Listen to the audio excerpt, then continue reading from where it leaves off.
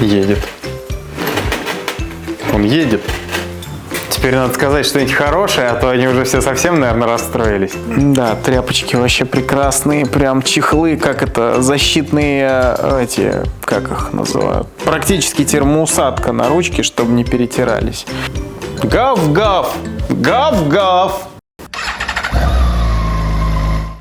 Приветствую всех, с вами я, Антон Больших и мастерская Антоха Гараж, и сегодня я попробую немножко раскрыть тему, на что обратить внимание при покупке Suzuki Burgman Skyway 650. Это будет формат такого технического обзора, так как мы на этих мопедах специализируемся уже более 13 лет. Да-да, я говорю именно мопеды. Хейтеры меня все время поправляют: скутер, макси-скутер, мотоцикл, все что угодно. А я их называю именно мопедами, потому что для меня они таковыми и являются. Может быть, это сейчас прозвучит высокомерно, но я считаю себя именно тем человеком, который имеет полное право их так называть. Кто со мной не согласен, покатайте их на протяжении 13 лет по сервису, в кузов фургоны и обратно в одиночку, а также поездите на мотоциклах в 2 раза тяжелее. После этого я на вас посмотрю. Сегодня я сосредоточусь на особенностях именно 650-ки. Упоминать стандартные болячки любых старых мотоциклов, такие как, например, закисшие передние суппорта, тормозные диски изношенные и так далее, я не буду. Я надеюсь, что каждый из вас понимает, что смотреть нужно при покупке мотоцикла абсолютно на все, включая его владельца. Итак, первое и самое главное, что может вызвать вопросы в этом прекрасном скутере, это тот самый мифический, великий и ужасный, тот, из-за которого покупают Бургман, и тот, из-за которого не покупают Бургман. Его величество вариатор. Как я уже много раз говорил, в целом стоимость содержания вариатора 650-ки особо не отличается от содержания вариатора 400-ки. Однако о вариаторе 400-ки вы думаете постоянно, и технически он проще, то есть его можно отремонтировать там, где профильного сервиса нету и какого-то супер-пупер специнструмента. А с вариатором 650-ки ситуация несколько иная. По-хорошему он требует профильного сервиса, вскрывается он гораздо реже, в среднем один раз в 40-60 тысяч километров, но это гораздо более значительные вложения в моменте. А мы в основном имеем дело со старыми скутерами. Старый скутер плох тем, что вы совершенно не знаете, кто и что там делал до вас, сколько кривых рук побывало в скутере и кто пытался собрать это на продажу, на чем экономил и так далее, и так далее. По-хорошему, ремонт данного узла требует профильного сервиса. По технологии производителя ремонт вариатора производится с полным демонтажом силового агрегата, то есть двигатель полностью отсоединяется от рамы. На практике этого в России никто, как правило, не делает, просто приподнимая раму относительно двигателя, не сливая большую часть жидкостей и не отсоединяя большую часть проводки. Самые дорогие детали вариатора – это первичный вал и ремень. Далее идут всякие крышки, датчики, шестеренки и вся прочая мелочевка. Однако останавливаться на этом подробно мы сейчас не будем, потому что в любом случае при покупке скутера у вас не будет возможности проверить вариатор. Подавляющее большинство продавцов, вот прям, наверное, 95%, вам даже не даст разбирать пластик, чтобы добраться до пластиковых шестеренок и посмотреть их состояние. Как я уже говорил, вот здесь это хороший, но все же косвенный признак состояния вариатора. Так что лучше всего или искать скутер с маленьким пробегом, чтобы вы первый лишили его, так сказать, девственности, или же искать скутер с историей обслуживания в профильном сервисе, обязательно со звонком туда и с уточнением всех нюансов в подробностях. Ни в коем случае никогда не верьте на слово продавцу, потому что продавец продаст вам эти рассказы очень дорого, поверьте. Кстати, вариатор, собранный по дешману на продажу, может работать очень тихо и мягко на первый взгляд. А вариатор, у которого внутри все хорошо, может работать с посторонними шумами, которые вам по неопытности могут показаться странными. Даже специалист при осмотре не всегда может точно сказать, насколько те или иные звуки страшны. И не надо, пожалуйста, скидывать видео в ужасном качестве, на которых практически невозможно что-либо разобрать. Вообще, диагностика по фотографии – вещь сомнительная. Многие считают, что на вариаторе проблемы 650-ки заканчиваются, а все остальное можно легко и просто обслуживать самому. Именно по этой причине подавляющее большинство скутеров, у которых пробег больше 60 тысяч километров на рынке, это дрова, потому что большинство таких райдеров даже не знают, что такое подвеска. Кстати, самое страшное – это не купить убитую 650-ку. Самое страшное – это купить убитую 650-ку после колхозника, который, не имея никаких знаний, умений и опыта, пытался до победного, до последнего издыхания чинить бедную 650-ку. Тут совсем пиши пропало. Я стараюсь обходить стороной скутеры, в которых, со слов, владелец очень много работ делал сам. Первый и очевидный пункт по подвеске – это, конечно же, передняя вилка.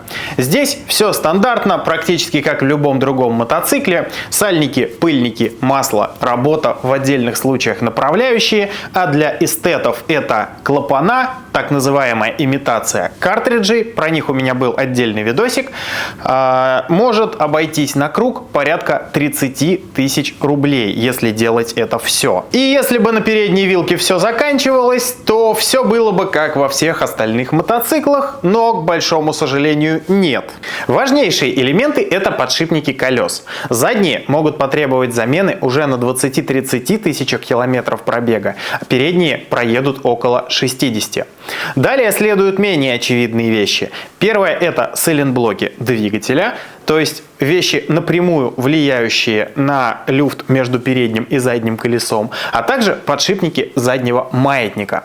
Ресурс подшипников заднего маятника можно продлить периодической регулировкой, но, как правило, большая часть владельцев об этом не знают. Честно скажу, я сам об этом узнал только лет 6 назад, когда много людей стало жаловаться на управляемость.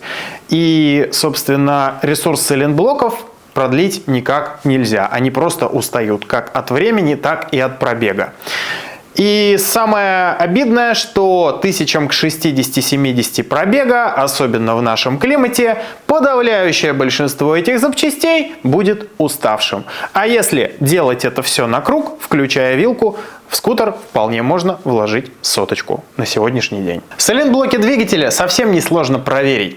Достаточно на скутере, стоящем на центральной подножке, взяться за ручку руля и влево-вправо его немного пошатать.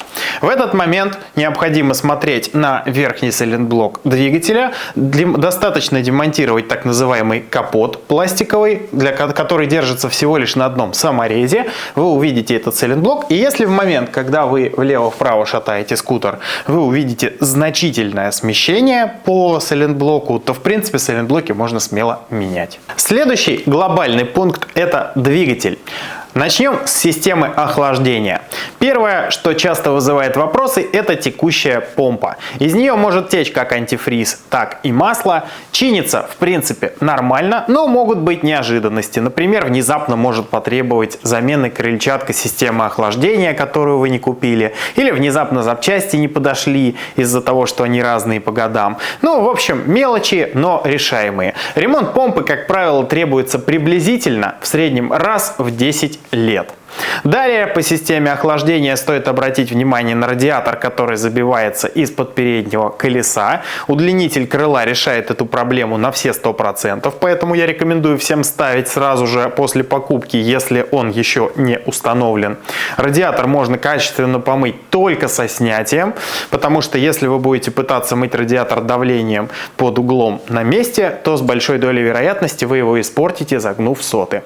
Также, когда вы покупаете скутер или когда у вас есть какие-то вопросы к охлаждению двигателя, следует залезть под мопед и пальчиком покрутить вентилятор охлаждения. К нему снизу есть доступ.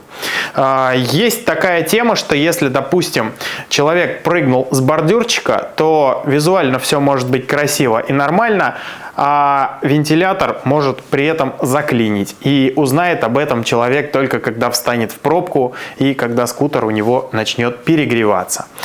Также стоит покрутить рукой вентилятор и обратить внимание на то, чтобы он был достаточно ровный. Если он сильно бьет, то значит такое заклинивание уже происходило, его отогнули и оставили как есть. Это значит, что вентилятор в скором времени может помереть. А стоит он дорого, поверьте.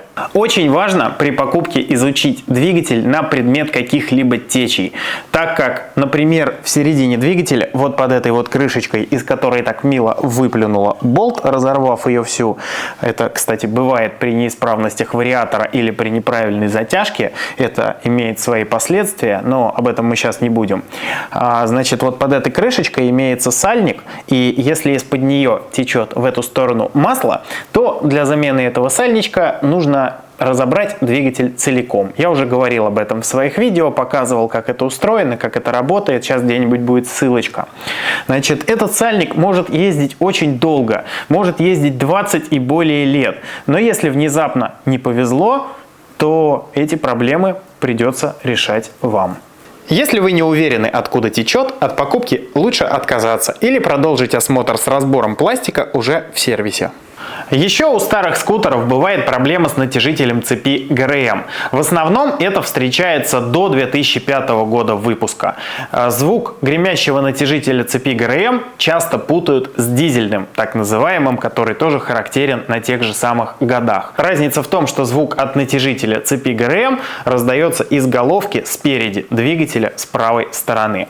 Если это у вас произошло, натяжитель нужно просто вовремя поменять на новый, просто не ездя долго с громыхающим. Это, в принципе, решается за какие-то вменяемые деньги, делается один раз и забывается. Если же с гремящим натяжителем ездить долго, это довольно быстро приведет к растяжению цепи ГРМ и придется менять еще и ее.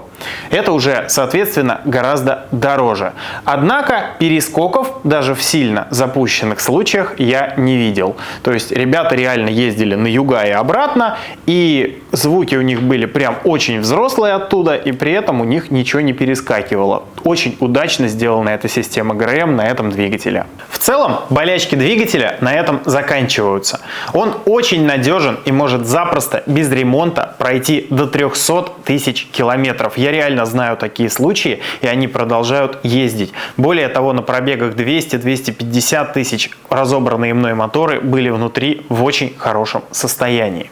Иногда владельцы жалуются на расход масла. В принципе, 650 мотор немножко подъедает масло при трассовых режимах эксплуатации, даже новый. Но обычно это расход около 100 грамм на 1000, не больше. При расходе масла свыше 300 грамм на 1000 стоит задуматься, куда же оно уходит. Есть еще одна особенность. Масло может уходить в промежуточный редуктор через один противный сальничек. Если вы с этим столкнетесь, то, к сожалению, дело тоже пахнет полной разборкой мотора. Помимо всего этого, у скутера есть пара проблем с замком зажигания. Первая, самая главная и печальная проблема – это проворот личинки замка зажигания. У личинки как бы отламывается задняя часть, и это не что иное, как конструктивная недоработка. Да, Suzuki зачем-то сэкономили 1 или 2 грамма алюминия и прослабили вот этот самый хвостик, который и отламывается. К счастью, мы умеем это достаточно быстро и дешево ремонтировать так, чтобы это было гораздо надежнее завода. Замена замка на бэушный все равно обрекает вас на то, что это может случиться в любой момент, к большому сожалению. Личинка отдельно от замка заводом Suzuki не продается, то есть можно купить только новый замок в сборе. Соответственно, единственный нормальный вариант – это его ремонтировать. К большому сожалению, очень многие ремонтеры умудряются доломать замок при его разборке. В таком случае это только замена замка в сборе. Вторая проблема – это оплавление контактной группы замка зажигания. Решается только ее заменой и часто заменой разъема контактной группы замка зажигания. Происходит это потому, что через нее течет достаточно приличный ток, и по-хорошему раз хотя бы в 5 лет надо разбирать контактную группу, чистить ее и смазывать. Естественно, никто никогда этого не делает, и примерно раз в 7-10 лет контактная группа плавится. Это можно можно решить только ее заменой. Я видел много опыта людей, которые пытались ее клеить, паять, все что угодно, но надолго этого ни разу на моей памяти не хватало. Так что будьте внимательны и старайтесь по возможности за этим следить. Если у вас внезапно все потухло или не включилось в один прекрасный день, то с большой долей вероятности причина именно в контактной группе. Благо, ее вполне возможно купить новую и заменить, забыв об этой проблеме надолго. И последнее, что я хочу сегодня упомянуть, это задний суппорт. Эта проблема на 650-ке не такая острая, как на 400-ке и 250-ке, но все же имеет место быть. Направляющая съедает посадочное место в корпусе суппорта, суппорт встает немножко наперекос, и колодки начинают изнашиваться под углом. Естественно, это сильно сокращает их ресурс и эффективность тормозного усилия. Что с этим делать, я рассказывал вот здесь в видео. Мы это все умеем ремонтировать, но геморройчик так себе. Обращайте особое внимание на то, как изношены колодки. Если колодка с одной стороны как новая, а с другой стороны уже почти изношена до металла, это должно вас как минимум насторожить. Сквозных отверстий в корпусе суппорта от износа на 650-ке вы не увидите. Такое все-таки присуще больше 400-кам. И обращайте особое внимание на размер резиночек, пыльников, направляющих на суппортах, причем на всех. Потому что если смазать их не той смазкой, то износ резко ускоряется за счет того, что пыльник не прилегает плотно и под него попадает различная грязь и песок. Возможен попадос. Вот и все, что я хотел вам сегодня рассказать по основным болячкам 650-ки. Помните, что важно следить за состоянием техники, чтобы она всегда у вас была в хорошем состоянии. Тогда и каких-то колоссальных счетов в сервисе не будет. Очень важно при каждом ТО делать полный осмотр на предмет каких-либо неисправностей, так как лучше и дешевле исправлять их на начальном этапе, не доводя до полной беды. С вами сегодня был я, Антон Больших, и мастерская Антоха Гараж. Я желаю вам скорейшего наступления сезона, чтобы ваша техника никогда не ломалась. Если видео было полезным, буду рад, если вы поддержите его лайками, комментариями, колокольчиками. Так его увидит как можно больше людей. Всем пока!